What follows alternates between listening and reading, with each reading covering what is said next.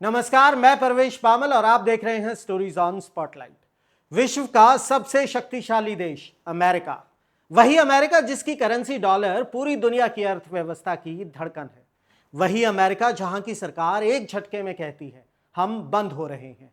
जी हां, यह मजाक नहीं है। 1 अक्टूबर 2025 की रात ठीक 12 बजते ही अमेरिका एक गवर्नमेंट शटडाउन में चला गया। अब आपके मन में सवाल जरूर होगा, सरकार बंद कैसे हो सकती है और इसका असर भारत जैसे देश पर क्यों पड़ेगा? आज स्पॉटलाइट में यही कहानी। दरअसल अमेरिका में हर साल कांग्रेस यानी उनकी संसद को यह तय करना होता है कि किन विभागों को कितना पैसा दिया जाए। इसी से उनकी पूरी सरकारी मशीनरी चलती है। अगर यह बजट या फिर एक अस्थायी फंडिंग बिल, जिसे कंटिन्यूइंग रेजोल्यूशन कहते हैं, समय पर पास ना हो तो सरकार के पास पैसे ही नहीं बचते। और वही हुआ। इस बार डेमोक्रेट्स और रिपब्लिकन्स की आपसी खींचतान इतनी बढ़ गई कि फंडिंग बिल पास ही नहीं हुआ। और नतीजा यह कि अमेरिका की सरकार के नॉन एसेंशियल डिपार्टमेंट्स बंद कर दिए गए हैं। लेकिन क्या पूरा देश रुक गया? नहीं। आर्मी, पुलिस, बॉर्डर सिक्योरिटी और सोशल सिक्योरिटी जैसी जरूरी काम चलते रहेंगे।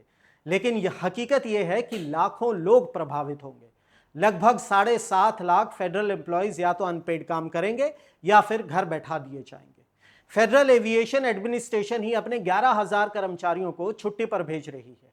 वहीं हेल्थ डिपार्टमेंट के करीब 40% लोग भी फरलो पर जा सकते हैं। इतिहास गवाह है कि ऐसे शटडाउन सिर्फ कागजी नहीं होते, इनका असली असर अर्थव्यवस्था पर पड़ता है। 2019 वाले शटडाउन से अमेरिका को सीधे $3 अरब का नुकसान हुआ था। इस बार गोल्डमैन सैक्स जैसी एजेंसीज कह रही हैं कि अगर शटडाउन खिंच गया तो हर हफ्ते जीडीपी में 0.15% से 0.2% तक की गिरावट देखी जा सकती है। यानी यह किसी पार्टी की राजनीतिक लड़ाई भर नहीं है, बल्कि पूरी दुनिया की अर्थव्यवस्था के लिए खतरे की घंटी है। और अब बात करते हैं भारत की। हमें इससे क्या फर्क पड़ेगा? सबसे पहले रुपया और डॉलर। जैसे ही अमेरिका में अनिश्चितता बढ़ती है, ग्लोबल इन्वेस्टर्स भागकर डॉलर में पैसा लगाते हैं। डॉलर मजबूत होता है और रुपया गिरता है। सच तो यह है कि अभी भी रुपया गिरकर करीब 88 रुपए प्रति डॉलर के स्तर पर पहुंचा हुआ है। और फिर आता है भारतीय स्टॉक मार्केट। जब ग्लोबल इन्वेस्टर्स को डर लगता है तो वो इमर्जिंग मार्केट से पैसा निकाल लेते हैं और इसका सीधा असर सेंसेक्स और निफ्टी पर पड़ता है। तीसरा असर भारत की आईटी और आउटसोर्सिंग कंपनीज पर। अमेरिका भारत का सबसे बड़ा क्लाइंट है। वहां की फेडरल प्रोजेक्ट्स अगर रुकी तो इन्फोसिस, टीसीएस जैसी कंपनियों पर दबाव आएगा। और चौथा असर भारतीय छात्रों और वीजा होल्डर्स पर। अगर अमेरिकी दफ्तर बंद हो गए तो वीजा प्रोसेसिंग और इमिग्रेशन सर्विसेज भी धीमी हो जाएंगी। इसका सीधा असर इंडियन स्टूडेंट्स और वर्कर्स पर पड़ेगा। और पांचवा, इंडिया यूएस ट्रेड टेंशंस। पहले ही दोनों देशों में व्यापारिक तनाव है। अमेरिका ने इंडियन एक्सपोर्ट्स पर 50 से 100% तक टैरिफ लगाने की बात की है। ऐसे में जब उनकी इकोनॉमी अस्थिर होगी तो यह तनाव और बढ़ सकता है। यानी यह कहानी सिर्फ अमेरिका की नहीं है, वहां का एक राजनीतिक डेडलॉक हमारी जेब पर, हमारे शेयर बाजार पर, हमारे छात्रों और कंपनियों पर असर डाल रहा है।